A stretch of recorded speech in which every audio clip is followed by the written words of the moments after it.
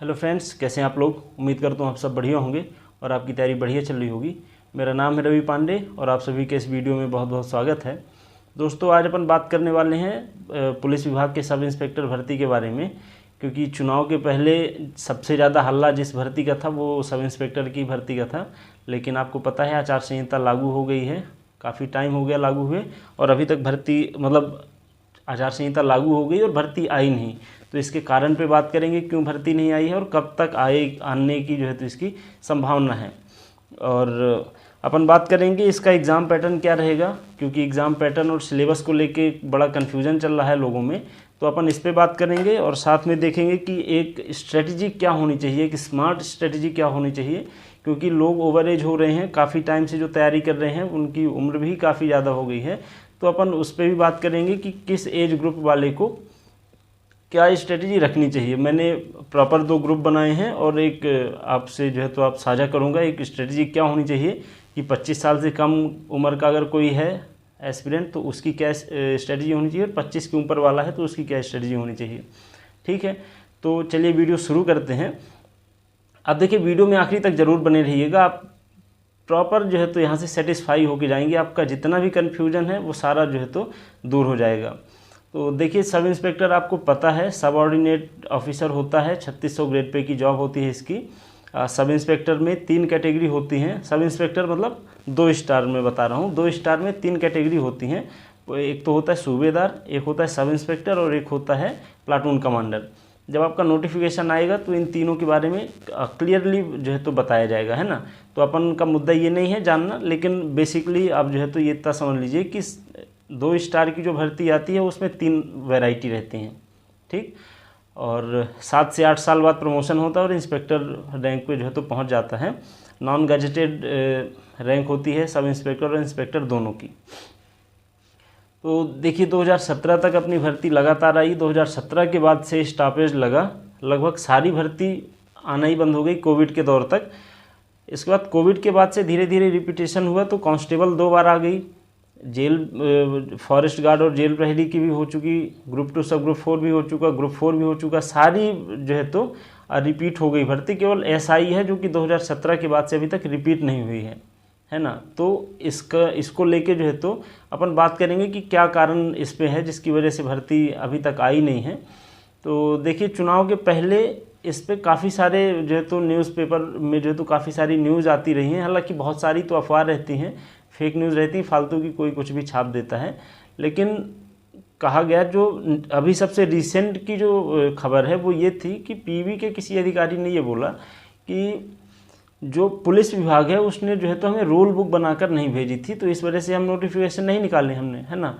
और ऑब्वियस सी बात है, अगर विभाग ने प्रस्ताव ही नहीं भेजा तो पीवी क्यों कराएगा भर्ती, है ना।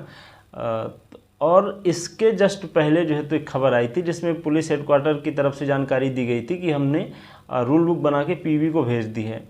और उसके भी पहले मैं खास खबरों की बात कर रहा हूँ, तो लगभग मई या जून के टाइम की बात है, जून या संभवतः जुलाई, इस टाइम की बात है कि खबर ये आई थी कि सामान्य प्रशासन विभाग और पुलिस हेडक्वार्टर के बीच में थोड़ा सा अभी मामला सुलझ नहीं पाया है कि क्या इसका एग्ज़ाम का पैटर्न और स्ट्रेटजी कैसी क्या होनी चाहिए। रूल बुक को लेके मामला इन दोनों के बीच में आपस में सहमति नहीं बन पाई थी, तो ये कारण था। अब कारण यही बताया जाता रहा है, असली कारण पता नहीं क्या है जिस वजह से वैकेंसी डिले होती गई। और क्योंकि बीच में जब कमलनाथ जी की सरकार आई थी उस टाइम पे इन्होंने नया पैटर्न शुरू करने की कोशिश की थी। इन्होंने घोषणा की थी कि पहले फिजिकल कराएंगे, इसके बाद पेपर होगा, और साथ में इसमें पीवी का कोई रोल नहीं होगा, पुलिस विभाग ही कराएगा अपनी तरफ से। तो ये सारे होच पोच को देखते हुए भर्ती नहीं निकल पाई। तो अब इस साल तो आई नहीं, इस भी साल वैकेंसी नहीं आई, तो अब कब आएगी। तो उम्मीद है कि अगले साल आए, उम्मीद लगा सकते हैं, क्योंकि देखिए एसआई का पद समाप्त नहीं हुआ है, पद है, लोग काम कर रहे हैं, वो प्रमोट होके ऊपर जाएंगे, ऑब्वियसली कुछ रिटायर होंगे, तो वैकेंसी तो खाली होती ही रहेगी, तो उन पे वैकेंसी आएगी, एग्ज़ाम होंगे। अभी तक नहीं हुए इसका मतलब ये कि कभी नहीं होंगे, तो आप बिल्कुल भी उम्मीद मत छोड़िए। ठीक है, इस साल नहीं आई तो अगले साल आएगी, अगले साल नहीं आई तो उसके अगले साल आएगी। खैर, इस पे स्मार्टनेस दिखाने की ज़रूरत है, जो कि अभी अपन आगे चर्चा करने वाले हैं। तो पहली बात तो ये कि भर्ती आएगी, ठीक है। अब देखिए इसमें जो है तो सिलेबस और एग्ज़ाम पैटर्न को लेके बड़ा कन्फ्यूज़न चल रहा है, क्योंकि 2-3 PDF वायरल हुई थी जिसमें कि आपको मेन चीज़ नहीं दिखेगी कि ये किस विभाग की है, कौन से राज्य की है, ये नहीं पता। उसमें बस PDF में मार्किंग सिस्टम जो है तो बस वायरल हुआ है, जिसमें एक में 2 अलग अलग PDF हैं। एक में था कि पहले प्री कराएंगे, प्रारंभिक परीक्षा रहेगी, इसके बाद मुख्य परीक्षा कराएंगे, फिर साक्षात्कार होगा मतलब इंटरव्यू होगा, और इसके बाद फिजिकल, मेडिकल और फिर सिलेक्शन होगा। अब थोड़ा सा मुझे हंसी आ रही है, क्योंकि SI के लिए मतलब SI इतना भारी भरकम पद नहीं है, पहली चीज़ आप ये समझ लीजिए, है लेकिन इतना भारी भरकम नहीं है। अगर आप पुलिस मतलब आप वर्दी में पूरा जो है तो हिरार्की देखेंगे तो SI नीचे से दूसरे या तीसरे नंबर में आता है, ठीक है। तो उसके लिए आप प्री कराएंगे, फिर मेंस कराएंगे, फिर इंटरव्यू कराएंगे, देन फिजिकल, इसके बाद मेडिकल, फिर सिलेक्शन होगा। इतने सारे स्टेप रख के और नहीं कराया जा सकता मेरे हिसाब से। मुझे ऐसा लगता है कि थोड़ा सा अव्यवहारिक चीज़ हो जाएगी ये। तो ये वाला जो सिस्टम है प्री मेंस और ये सारी चीज़ें लेके, ठीक है, तो ये मुझे नहीं लगता कि ये पैटर्न होने वाला है, और ये पैटर्न नहीं होगा।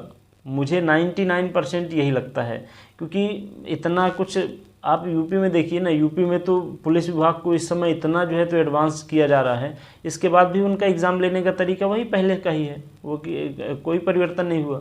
तो इसका मतलब ये थोड़ी ना है कि बच्चे जो है तो फालतू वाले घुस आएंगे, ऐसा नहीं होता है। क्योंकि अगर आपका एग्ज़ाम का पैटर्न थोड़ा इजी होगा तो कट ऑफ आ ही जाएगा, एग्ज़ाम का पैटर्न आप टफ कर देंगे तो कट ऑफ लो जाएगा। आने तो टॉप के ही बच्चे हैं, तो आप चाहे इजी रखो या जो है तो टफ रखो, आएंगे तो स्टार्टिंग ऊपर के ही बच्चे ना, अब वो तो हर जगह ही रहेंगे। तो इतना कुछ ऐसा नहीं होने वाला, मुझे ऐसा लगता है। हाँ, एक जो है तो मेरा अपना लॉजिक है कि ये जो सुनने में आया था 600 नंबर का आपका एग्ज़ाम होगा, 50 का इंटरव्यू होगा, 100 का फिजिकल होगा। तो क्योंकि फिजिकल का इन्होंने जैसा मार्किंग तैयार किया था, जैसा कि कांस्टेबल में इन्होंने एक जो है तो नंबर का पूरा डिस्क्राइब किया है, अगर उस बेसिस पे देखें तो देखिए 200 नंबर का पेपर था पहले, और उस पर अगर 100 नंबर का फिजिकल कर देंगे, ये भी अव्यवहारिक है ना। क्योंकि SI में जनरली वो बच्चे आते हैं जो कि थोड़ा सा फिजिकल में कमज़ोर होते हैं, क्योंकि मतलब मेरा ऐसा मानना है, मेरा क्या सबका ही लगभग ऐसा मानना है, जो कि सत्य भी है, आप अगर ज़्यादा देर तक बैठ के पढ़ोगे तो कहीं ना कहीं आप फिजिकली कमज़ोर होते जाओगे। तो सोचिए अगर 200 का पेपर और 100 का फिजिकल करेंगे तो फिर मामला बिगड़ जाता है। तो इन्होंने 100 का फिजिकल रखा और उसी प्रोपोर्शन में जो है तो मार्किंग सिस्टम बढ़ा दिया। तो मार्किंग सिस्टम 200 से बढ़ के 600 हो गया, उसी हिसाब से इंटरव्यू के नंबर बढ़ा दिए, ठीक है। तो जो क्वेश्चन 200 थे वो 200 ही रह गए, उनके नंबर बढ़ गए, एक क्वेश्चन 3 नंबर का कर दिया और 600 नंबर का पेपर कर दिया, ठीक है। ये मेरा अनुमान है, ये ऑफिशियली जानकारी नहीं बता रहा हूँ, और मुझे लगता है कि 100% यही होगा। फिर इन्होंने इंटरव्यू के नंबर बढ़ा दिए और फिजिकल के नंबर ऐड कर दिए, टोटल कर दिया 750, है ना। और प्री मेंस वाला ऐसा कुछ है नहीं, एक एग्ज़ाम होगा और उसके बाद जो है तो इंटरव्यू, बाकी वैसी प्रोसेस जैसे कि अभी तक होती आई है, ठीक है। तो ये रही एग्ज़ाम पैटर्न को लेके बात, ठीक है। मार्किंग सिस्टम चेंज हो सकता है लेकिन एग्ज़ाम पैटर्न चेंज होगा ऐसा मुझे नहीं लगता है।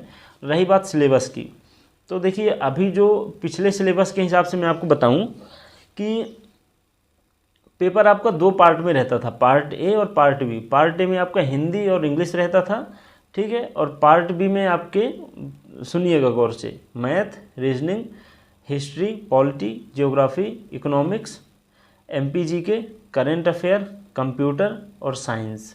साइंस में आपका फिजिक्स, केमिस्ट्री, बायो, फिर वो चीज़ें और ऐड होती जाती हैं। कुल मिला के 10 से 11 सब्जेक्ट हो गए आपके दूसरे पार्ट में, 2 सब्जेक्ट हो गए आपके पहले पार्ट में, कुल मिला के 12 या 13 सब्जेक्ट टोटल हो गए।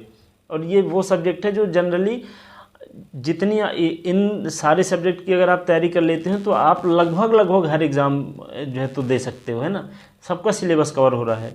तो आप जब पढ़ ही इतने बड़े दायरे में रहे हो तो इससे बाहर का क्या सिलेबस तैयार करेंगे, वो रहेगा इन्हीं सब्जेक्ट का ही। तो सिलेबस अगर चेंज भी होता है तो फर्क नहीं पड़ेगा, अगर आप सब्जेक्ट वाइज जो है तो चीज़ें कवर कर रहे हो तो आप वहाँ एक नई चीज़ करने की ज़रूरत ये है आपको कि आप प्रॉपर 200 नंबर के हिसाब से मत पढ़ो, आप सब्जेक्ट वाइज देखो, हर सब्जेक्ट को प्रॉपर टाइम दो और प्रॉपर डीलिंग लो उसके साथ, है ना। तो सिलेबस चेंज भी होगा तो दिक्कत नहीं होगी आपको, ठीक। तो ये जो कन्फ्यूज़न है ये तो बिना मतलब वाला कन्फ्यूज़न है। आप जो बेसिक सब्जेक्ट हैं उनको पढ़ते रहिए, आपकी तैयारी होती जाएगी, कोई दिक्कत नहीं है, ठीक है। अब रही बात ये कि जिनकी उम्र, जिनकी एज ज़्यादा हो रही है, काफ़ी समय से लगे हैं और अभी तक एसआई नहीं आई, मेरे जैसे लोग, तो वो क्या करें, है ना। क्या वो अभी भी एसआई पे ही लगे रहें या कि कुछ दूसरा एग्ज़ाम देखें? दूसरा एग्ज़ाम देखें तो कौन सा एग्ज़ाम देखें, क्या उनके लिए बेटर ऑप्शन हो सकते हैं? और एक वो जो कि अभी ग्रेजुएशन जिनका हुआ है, अभी तैयारी शुरू किए हैं, तो क्योंकि ग्रेजुएशन होने के बाद एक सामान्य लड़का जो होता है उसके दिमाग में एसआई ही आती है। तो दोनों के लिए अलग अलग प्रेफरेंसेस और अलग अलग स्ट्रेटजी हैं। तो मेरे हिसाब से जो 25 से कम वाला लड़का है उसके पास, मतलब 25 साल से जितनी कम उम्र है उतने ही साल उसके पास हैं कि वो फ्री माइंड रह के और तैयारी कर सकता है। क्योंकि इस साल भर्ती नहीं आई तो अगले साल आएगी ही आएगी, अगले साल नहीं आई तो उसके अगले साल आएगी, मतलब कभी ना कभी तो आएगी। हमें बस इंतज़ार करना है कि वो कभी जब भी आए वहाँ पे हमारे लिए एक सीट होनी चाहिए, ठीक है। तो जो 25 साल से कम वाले हैं वो भैया आप एसआई को दिमाग में रखो और बेसिक सारे सब्जेक्ट तैयार करते रहो।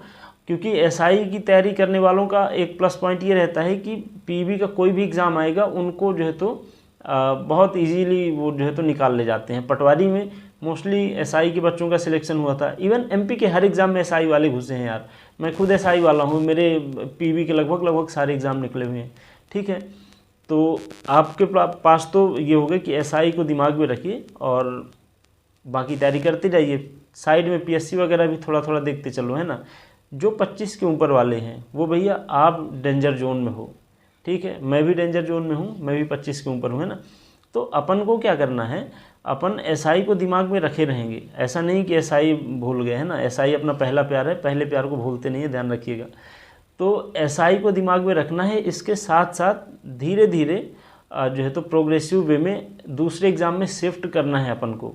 दूसरे एग्ज़ाम इन द सेंस कि पीएससी वगैरह या कि कोई ऐसा जहाँ पे आपका ईगो भी सेटिस्फाइड रहे। क्योंकि आप अगर एसआई की तैयारी करते हो तो उससे नीचे आप कहीं फिर जो है तो अपने आप को एडजस्ट भी नहीं कर पाओगे, ठीक है। तो आप दूसरे एग्ज़ाम में अब खुद को शिफ्ट करिए, जैसे पीएससी हो गया। क्योंकि एसआई की तैयारी अगर आपने कर ली तो प्रीलिम्स आपका कवर हो गया, आपको मेंस और इंटरव्यू वगैरह देखना है तो आप धीरे धीरे शिफ्ट कर सकते हो।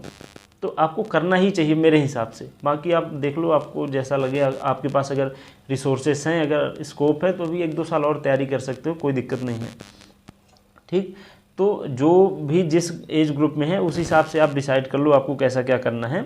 और देखिए आखिरी में मैं बताऊं कि अगर आप वर्दी के शौकीन हो, वर्दी में अगर आप जाना चाहते हो तो शुरुआत जो है तो सब इंस्पेक्टर से ही करिए, इसके ऊपर ही जाइए, इसके नीचे वो मज़ा नहीं है, ठीक है। क्योंकि जो चीज़ हिट करती है, जो फायर है वो पावर के साथ ही शुरू होता है और लोअर रैंक में जो है तो पावर नहीं है उस हिसाब की, तो मज़ा भी नहीं आता, ठीक है।